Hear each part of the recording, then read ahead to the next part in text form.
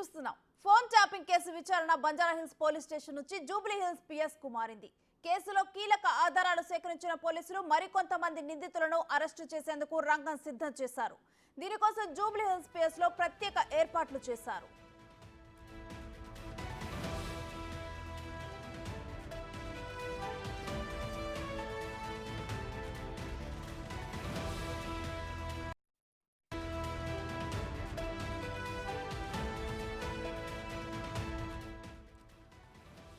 Phone tapping case విచారణ Banjara Hills police station నుంచి ఇటు జూబ్లీ హిల్స్ పిఎస్ కు మారింది. అయితే కేసులోనైతే కీలక ఆధారాలైతే సేకరించారు.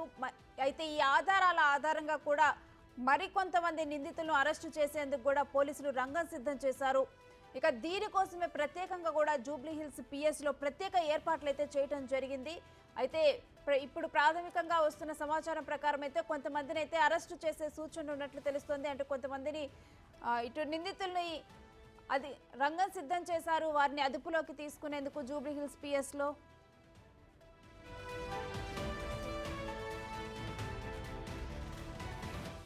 ఇక ఇదే అంశానికి సంబంధించి మరిన్ని డీటెయిల్స్ మా ప్రతినిధి సురేష్ ని ఫోన్ లైన్ ద్వారా అడిగి తెలుసుకుందాం. సురేష్, మరికొంతమంది నిందితులను అదుపులోకి తీసుకునేందుకు రంగం సిద్ధమైనట్లు తెలుస్తుంది. అసలు కంప్లీట్ డీటెయిల్స్ ఏంటి? ఫోన్ ట్యాపింగ్ కేసులో దర్యాప్తు కొనసాగుతుంది. దీంట్లో భాగంగానే ఐఓ ఎవరైతే ఉన్నారో Jubilee Hills inspector Jubilee Hills ACP IO ఉన్నారు కాబట్టి కేసునంతా కూడా జూబ్లీహిల్స్ పోలీస్ స్టేషన్ నుంచి ఇక ఇన్వెస్టిగేషన్ చేయనున్నారు. దర్యాప్తు బృందం కూడా అక్కడే ఏర్పాట్లు చేసి ఫర్దర్ గా ఎవరైతే నిందితులు ఉన్నారో వారికి సంబంధించిన స్టేట్మెంట్ ఆధారంగా ఇంకా ఎంతమంది ఈ ఫోన్ ట్యాపింగ్ కేసులో ఇన్వాల్వ్ అయ్యారనే దానిపైన ఇప్పటికే కన్ఫెషన్ స్టేట్మెంట్ ఆధారంగా గుర్తించడం జరిగింది కాబట్టి వారందరికీ కూడా నోటీసులు ఇచ్చి ఫర్దర్ గా ఇన్వెస్టిగేషన్ చేయనున్నారు.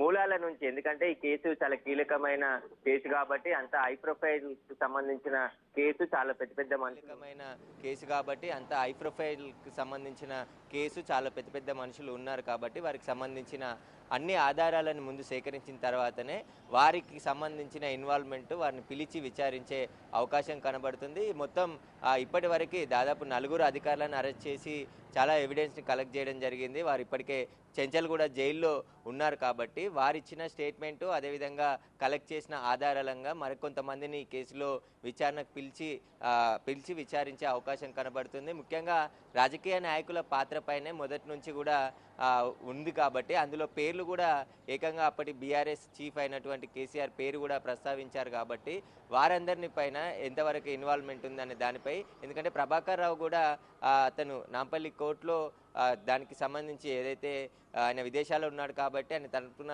ఒక అఫిడవిట్ కూడా దాఖలు చేయడం జరిగింది న్యాయవాది.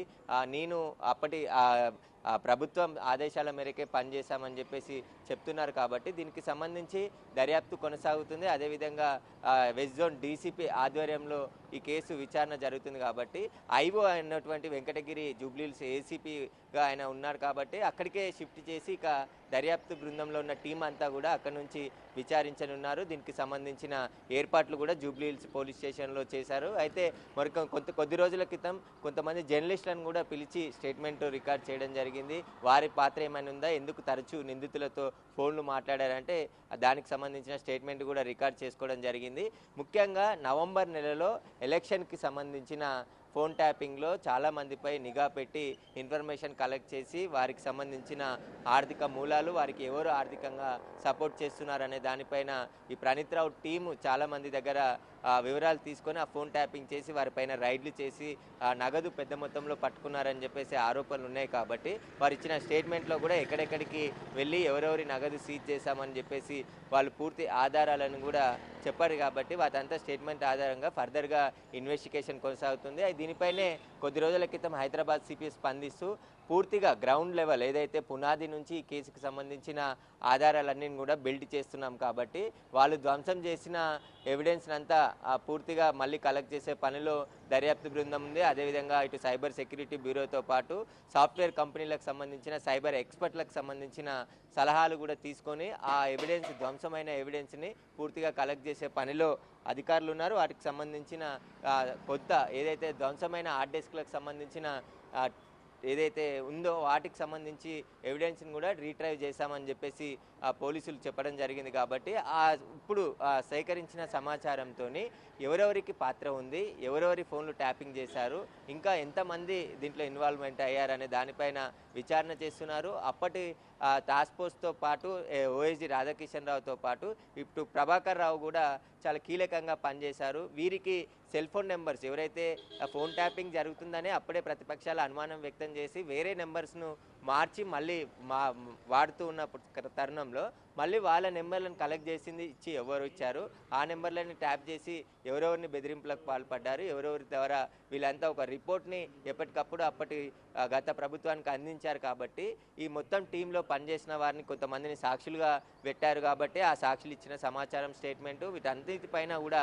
దర్యాప్తు చేసి ఫర్దర్గా ఇంకా కొన్ని అరెస్టులు జరిగే అవకాశం కనబడుతుంది. ముఖ్యంగా రాజకీయ నాయకుల పాత్ర పైన కూడా ఒక ఛానల్కి సంబంధించిన చైర్మన్ ఎండీకి సంబంధించి ఆయన ఆఫీస్లో కూడా ఈ ఫోన్ ట్యాపింగ్ వ్యవహారం నడిచిందని చెప్పేసి ఆయన ఇంటికి సోదాలకు వెళ్ళిన సమయంలోనే అంతకు ముందే ఆయన విదేశాలకు పారిపోయాడు. కాబట్టి ఇప్పుడు శ్రవణ్ రావు అదేవిధంగా ప్రభాకర్ రావు పైన రెడ్ కార్నర్ నోటీస్కి కూడా పోలీసులు ప్రిపేర్ చేస్తున్నారు అది ఇష్యూ చేయడానికి. ఎందుకంటే కోర్టు కూడా అరెస్ట్ వారెంట్ ఇష్యూ చేసింది కాబట్టి ఆ అరెస్ట్ వారెంట్ జోడించి ఇప్పుడు రెడ్ కార్నర్ నోటీస్ సిఐడి పోలీసుల ద్వారా ఫర్దర్గా సెంట్రల్ గవర్నమెంట్ ఆ అనుమతితో రెడ్ కార్నర్ నోటీసు అమెరికా పోలీసులకి అందించనున్నారు. అక్కడి నుంచి వీలైనంత త్వరగా ప్రభాకర్ రావుని హైదరాబాద్ రప్పించే ప్రయత్నం పోలీసులు చేస్తున్నారు. దీనికి సంబంధించి ప్రభాకర్ రావే చాలా కీలక పాత్ర ఉంది. కాబట్టి ప్రభాకర్ రావు ఇండియాకి వచ్చి పోలీసు విచారణకు హాజరైతే ఆ అన్ని వివరాలు ఇంకా మరికొన్ని వివరాలు బయటకు వచ్చే అవకాశం కనబడుతుంది. ఇప్పుడు ప్రతి ఒక్కరు తాము అప్పటి గవర్నమెంట్ చెప్పిన విధంగానే మేము నడుచుకున్నాం తప్ప మా సొంత ఇంటెన్షన్ ఇక్కడ ఏమీ లేదని చెప్పేసి అరెస్ట్ అయిన వారందరూ కూడా చెప్తున్నారు. కాబట్టి ప్రభాకర్ రావు అరెస్ట్ కూడా చాలా కీలకంగా ఉండబోతుంది. ఎందుకంటే ఆయన హైదరాబాద్కి వచ్చిన తర్వాత ఆయన రెడ్ కార్నర్ నోటీస్ తర్వాత హైదరాబాద్కి రప్పించే ప్రయత్నం పోలీసులు చేస్తున్నారు. కాబట్టి ప్రభాకర్ రావు వచ్చిన తర్వాత మరిన్ని విషయాలు బయటకు వచ్చే అవకాశం ఉంది. ఫర్దర్గా జూబ్లీ హిల్స్ పోలీస్ స్టేషన్ నుంచే ఈ కేసు విచారణ కొనసాగనుంది. Thank you Suresh.